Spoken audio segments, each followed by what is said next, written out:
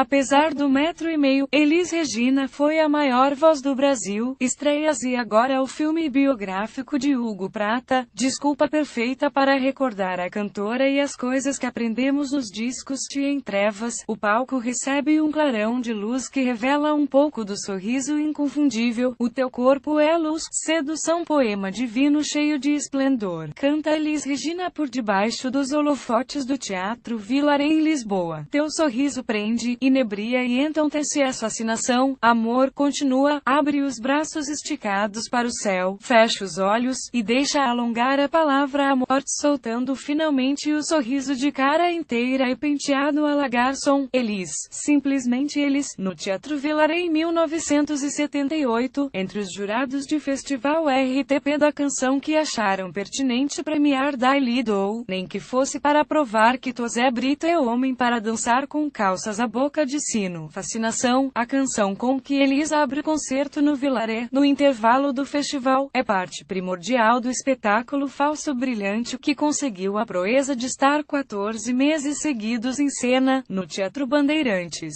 Em São Paulo, o ambiente no palco era circense, com cor, glitter e personagens incorporadas pela cantora de Porto Alegre, transpostas depois para disco no momento de maior sucesso da carreira, na Profética Como Nossos Pais, primeira canção de Falso Brilhante, explica de chegada. Não quero lhe falar, meu grande amor, das coisas que aprendi nos discos, quero lhe contar como eu vivi e tudo o que aconteceu comigo. As imagens subentendidas são claras, a menina espevitada que tem sucesso na rádio de Rio Grande do Sul, que descobre a voz tremenda em frente à TV brasileira e é julgada pelos colegas como complacente com a ditadura militar. Por isso cuidado, meu bem, há perigo na esquina. Eles venceram e o sinal está fechado para nós que somos jovens. Solta o aviso urgente pela melodia e letra do então desconhecido Belchior, que escreve ainda para Elis que nossos ídolos ainda são os mesmos e as aparências não enganam. Não, você diz que depois deles não apareceu mais ninguém, mas apareceu Belchior, João Bosco, Zé Rodrigues e antes Gilberto Gil e Milton Nascimento, tudo nos braços de Elis, que lapidou as canções como ninguém destes jovens compositores, recebendo em troca o veículo para se tornar a voz do Brasil. Um espelho de Elis Como Nossos Pais é a primeira cena de Elis, filme realizado pelo Hugo Prata, que estreia nesta quinta-feira em Portugal, no mesmo mês que ganhou 8 categorias de Grande Prêmio do Cinema Brasileiro, incluindo Melhor Atriz para Andréa Horta. A atriz de Minas Gerais é um espelho de Elis, desde os traços mais óbvios à gargalhada, parte intrínseca da personalidade jovial da cantora gaúcha. Conseguimos ser leais ao talento e grandeza da Elis, traduzir um pouco da sua controversa personalidade, diz ao Observador Hugo Prata. Esse era o maior desafio. Sobre o papel de Andréa Horta, o realizador expõe a preocupação de que ela compreendesse o arco emocional da Elis, suas angústias e medos, seu cansaço, a barra que carregava, ao lado de Aquários.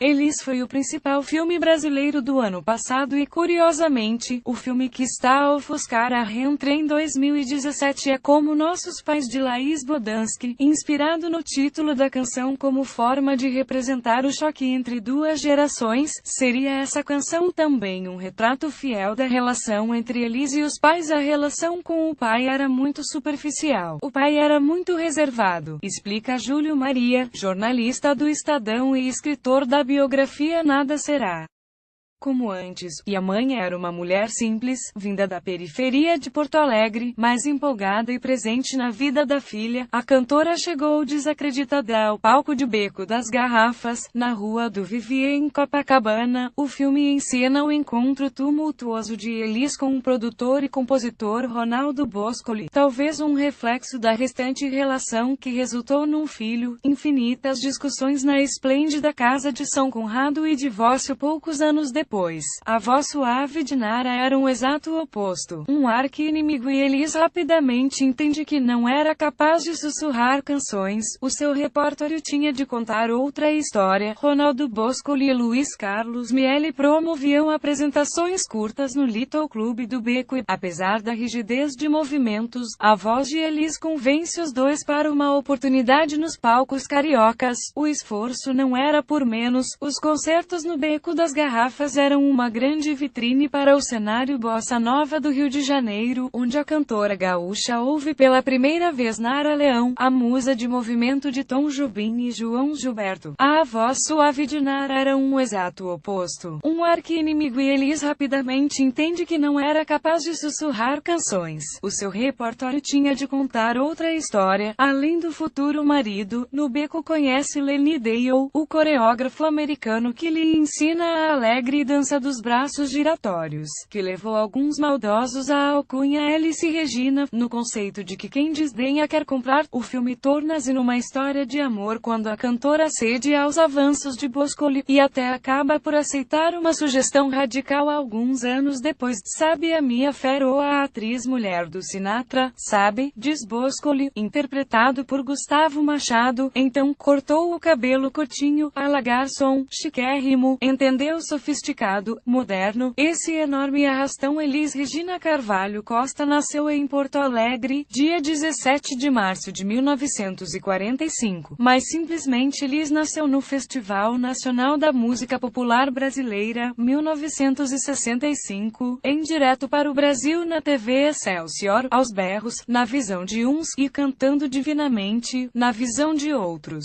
Elis abriu os braços como Lenny Dale ensinou e ganha o festival ao fazer um notável arrastão com letra de Vinícius de Moraes e música de Edu Lobo, numa tentativa bem conseguida de colocar um tema baiano dentro da visão sofisticada que os dois imaginavam para a música brasileira. Arrasta essa gente aí, pimentinha, dizia o bilhete motivacional de Vinícius para eles, imortalizando a cantora com segundo nome. Arrastão fazia sucesso num momento pós-bossa. Era uma canção nordestina, mas refinada como Tom Jobim pop, como as canções da rádio do antigamente, e com todas as pontas atadas pela voz inescapável de Elis. Enfim, era música popular brasileira antes de existir. Ou será que nasceu aqui? 1965 foi mesmo a chave. Depois de alguns álbuns onde a jovem estava enfadada num repertório arcaico, começa a fazer dupla ao lado de cantor dançarino Jair Rodrigues, um verdadeiro prêmio Caio Jackson, e surge a química jovem e frenética que faz a cantora atingir finalmente sua geração. No Teatro Paramount em São Paulo, com a banda Jongo Trio, e depois em disco no 2 da Bossa. Aqui estava um repertório para os vocais vigorosos de Elis, com sambas de Morro de Cartola e Zequeti, o mesmo estilo que Nara Leão explorava um ano antes no Divisor de Águas Opinião, mas cantado de forma totalmente dispar, como se fossem duas galáxias distantes. Acender as velas já é profissão quando não sou eu, é Nara Leão, espicaça a própria Elis no final do medley extasiado que abre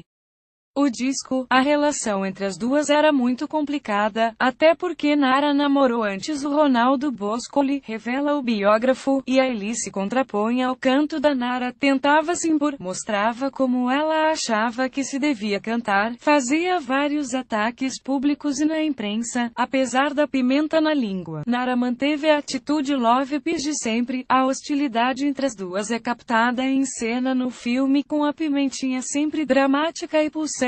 O mais importante no filme era captar a dramaticidade da Elis, tanto no palco como na vida pessoal, encontrar uma atriz que compreendesse o drama emocional. Indica Hugo, o resto podemos conseguir com recursos de cinema, como maquiagem, cabelo, trabalho de corpo e voz. Elis e Jair, a receita de 2 ingredientes era sucesso garantido, e com a ajuda de Boscoli e aval da TV Record criam o Fino da Bossa, que se torna no programa musical de maior audiência todas as semanas em frente à TV. Elis cantava de peito aberto e livre, fosse o clássico carinhoso ou o peculiar Lunique 9, canção de um promissor compositor que convida para o programa, chamado Gilberto Gil, que pensa as voz de La Situation Actuelle ao Brasil, provoca um jornalista francês nos bastidores do Olímpia, em Paris. Nós sofremos um golpe militar, como vocês sabem, então nós vivemos vigiados, não há liberdade de expressão. expressão, responde, acrescentado que o país está a ser governado por gorilas, sem querer ofender os gorilas, além do baiano. Elis decide que o futuro da música brasileira está em Milton Nascimento, um mineiro calmeirão de voz cristalina. O álbum de 1966 é de uma cantora de geração renovada, até com Caetano Veloso e Torquato Neto, um ano antes destes miúdos virarem de avesso a brincadeira com uma coisa chamada Tropicália. As apostas da cantora nos jovens é olhada com desconfiança, mas ela mantém-se irredutível, assim como na fervorosa defesa pela música nacional e contra a pop norte-americana, pensamento típico de um país politizado pelo golpe militar. Enquanto a nossa meta não for atingida, continuamos gritando nosso canto, enquanto nossa música não voltar ao que é, nós lutamos, proclama em 2 da Bossa 3, terceiro álbum ao vivo de Elis Jair. É preciso cantar o que é nosso. O pensamento esquerdista de resolver o Brasil pelas canções nacionais bate na trave quando chega a Tropicália. E mal ou bem, Elis acabaria por absorver a mensagem desses miúdos a quem deu o primeiro porta-voz na televisão. Que pense as voz de la situation actuelle ao Brasil, provoca um jornalista francês nos bastidores do Olímpia, em Paris. Nós sofremos um golpe militar, como vocês sabem, então nós vivemos vigiados. Não há liberdade de expressão, responde, acrescentado que o país está a ser governado por gorilas, sem querer ofender os gorilas. A cena a meio de filme retrata a polêmica entrevista em 1969, enquanto Elis prosseguia a parceria com o Milton em Vera Cruz e com os velhos bossas de sempre, como Vinícius de Moraes e Roberto Menescal, tendo o melhor momento em Canto de Ossanha, quando consegue transformar um característico afro-samba em Elis Regina. Para ser sincero, não gosto, reage Nelson Motta. Noutra cena de Elis, o famoso jornalista e produtor é protagonizado por Rodrigo Pandolfo, com direto a uma cena de infidelidade com a cantora, ainda casada com Boscoli. Acho careta, porra Elis, você tem 24 anos, bicho, está parecendo uma cantora de 60, continua, e mostra o estrondoso primeiro disco da Gal Costa. É preciso estar atento e forte. Houvesse aos berros na aparelhagem, da soul ao samba ao mundo. Imaginem o sapo que Elis teve de engolir para deixar Nelson Motta produzir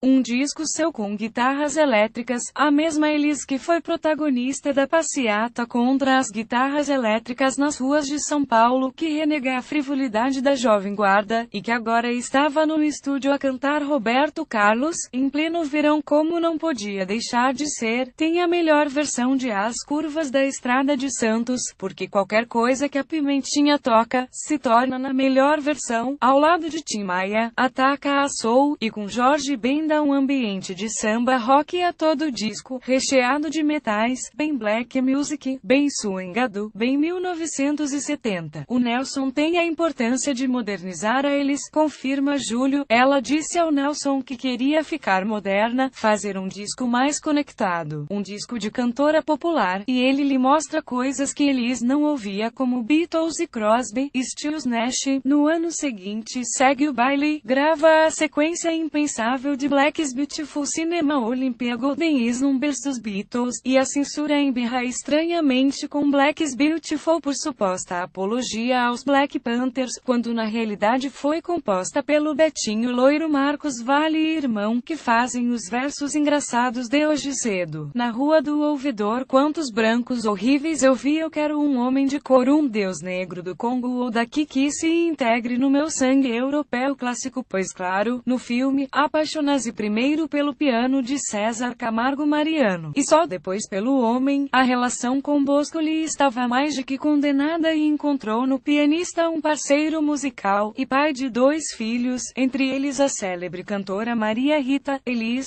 de 72, é o primeiro álbum sem a sombra de Boscoli, onde abraça de forma corajosa Zé Rodrigues e Guarabira, 2 compositores totalmente díspares de todo o cenário que diziam fazer rock rural. Eu quero uma casa no campo onde eu possa compor muitos rocks rurais, canta no grande single Casa de Campo. Nesse álbum aparece pela primeira vez também João Bosco e uma malta esquisita de longínquo Ceará, chamada de Belchior e Fagner, assim como o sempre confiável Milton, agora com um novo conceito comunitário chamado Clube da Esquina. Visionária Elis, propositadamente ou não, Elis narrava nos seus discos a trajetória de quase toda a MPB que iria marcar os próximos anos, porém, não era isso que ocupava a cabeça da cantora, apesar de não se conhecer exatamente os contornos da entrevista com os militares. O filme sugere que Elis foi coagida a cantar o hino nacional nas Olimpíadas do Exército, que levou a sua fase persona não grata entre os opositores da ditadura. Foi um prato cheio para a imprensa de esquerda, e o cartunista em fio desenhou o enterro da cantora mais famosa de Brasil.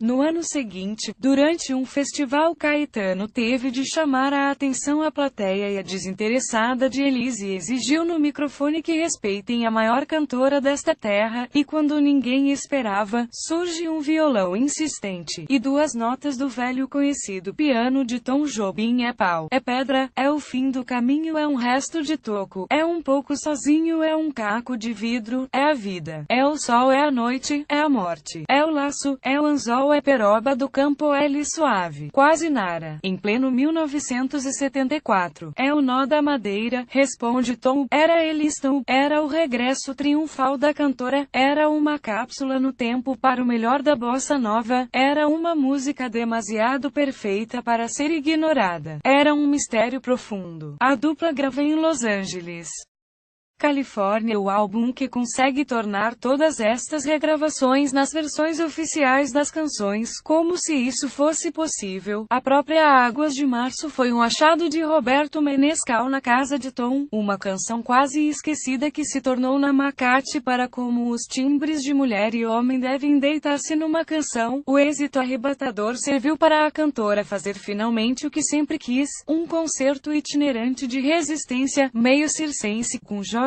compositores, que seria, claro, o falso brilhante. No palco floresce Elis e Belchior, o compositor cearense de bigode que escreve como nossos pais e velha roupa colorida. Nessa última, Belchior parece adivinhar o que a cantora vinha a fazer desde que convidou Gilberto Gil para participar no programa de TV Rejuvenescimento. Você não sente, não vê, mas eu não posso deixar de dizer, meu amigo, que uma nova mudança em breve vai acontecer. O que há algum tempo era novo, jovem, hoje é antigo, e precisamos todos rejuvenescer. As composições geniais de Belchior e a explosiva, diabólica Jardins de Infância de João Bosco seriam a volta completa 360 na oscilante carreira de Elis para os portugueses, e eles para os conterrâneos, entrando de cabeça melhor que ninguém na MPB. Ela merece esta epígrafe para um biografia, um filme, seja lá o que for que lhe diga a respeito a trepidante carreira de Elis Regina, dizia Azusa Homem de Melo no jornal Estadão, um ano antes da morte da cantora, em antecipação do concerto Trem Azul, a última vez que veria sua amiga. Na manhã de 19 de janeiro de 1982, a cantora serviu um pequeno almoço aos filhos e fecha-os no quarto de apartamento em São Paulo. Uma overdose de cocaína e álcool foi o fim dramático para quem já se equilibrava na corda bamba das drogas há 8 meses. Segundo a pesquisa de julho, tudo o que ela fazia na vida entrava de cabeça. Então também estava entrando de cabeça na cocaína, confirma o biógrafo sobre a turnê derradeira da cantora. Antes dessas últimas apresentações, a Pimentinha teria outro êxito tremendo com o espetáculo transversal do tempo, onde Deus lhe pague vira pesado krautrock. E com essa mulher, que já era a sua música mais reconhecida até hoje, O Bêbado e a Equilibrista, de João Bosco e Aldir Blanc, torna-se num clássico instantâneo e serve de hino para a anistia que começa a ocorrer gradualmente com os exilados políticos. A nossa pátria mãe gentil, choram Marias e Clarices no solo do Brasil, mas sei que uma dor assim pungente não há de ser inutilmente. A esperança dança na corda bamba de sombrinhas e em cada passo dessa linha pode se machucar. A esperança equilibrista sabe que o show de todo artista tem que continuar. O cartunista Steinfeld, o mesmo que ridicularizou Elis quando canta para os militares, chorou quando ouve a canção diretamente das mãos da cantora, ao lembrar o irmão que estava prestes a regressar de longo exílio. Quando o irmão retorna, em vez de ser recebido pela polícia, reza a lenda que estavam centenas de pessoas com gravadores a tocar o Bêbado e a Equilibrista. Na manhã de 19 de janeiro de 1982, a cantora serviu o pequeno almoço aos filhos e fecha-os no quarto de apartamento em São Paulo. Uma overdose de cocaína e álcool foi o fim dramático para quem já se equilibrava na corda bamba das drogas há 8 meses, segundo a pesquisa de julho. Porém, em nenhum momento do inquérito policial tem a palavra overdose. Explica: o que aconteceu foi um acidente, a quantidade não era suficiente para uma intenção autodestrutiva. Ela misturou uma quantidade comum de cocaína com